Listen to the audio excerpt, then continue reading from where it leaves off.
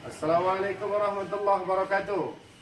Saudaraku, kita ini sekarang berada di Pondok Pesantren Mahabbatur Rasul. Memang pesantren kita, saudara, mohon doa dari saudara sekalian. Ini para santri yang sedang persiapan, tadi baru selesai belajar, ini lagi kebersihan, pakai pakaian kerja dan sebagainya, dan masih sebagian masih full dengan baretnya. Insyaallah Allah jadikan pesantren ini jadi sebab kebaikan buat umat ini. Allah jadikan seluruh para santri, al-ulama, al-amilin, amin ya rabbal alamin. Mohon doa dan kami berharap Anda bagian dari perjuangan kami. Sekian. Assalamualaikum warahmatullahi wabarakatuh. Kembali kita berada di Pondok Pesantren Mahabbatur Rasul sallallahu alaihi wasallam, Mambaul Ulum wal Hikam, Pematang Siantar, Sumatera Utara, Indonesia. Ini saudara, pesantren sedang proses pembangunan.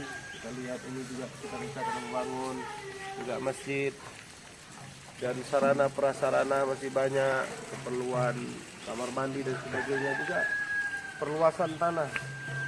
Ini kita punya niat untuk kita beli dan sudah ditawarkan ke kita, tapi memang keterbatasan kita punya niat dan ada rencana juga untuk putri juga belum ada, banyak permintaan agar kita buat putri. Jadi mohon saudaraku Anda bagian di dalamnya.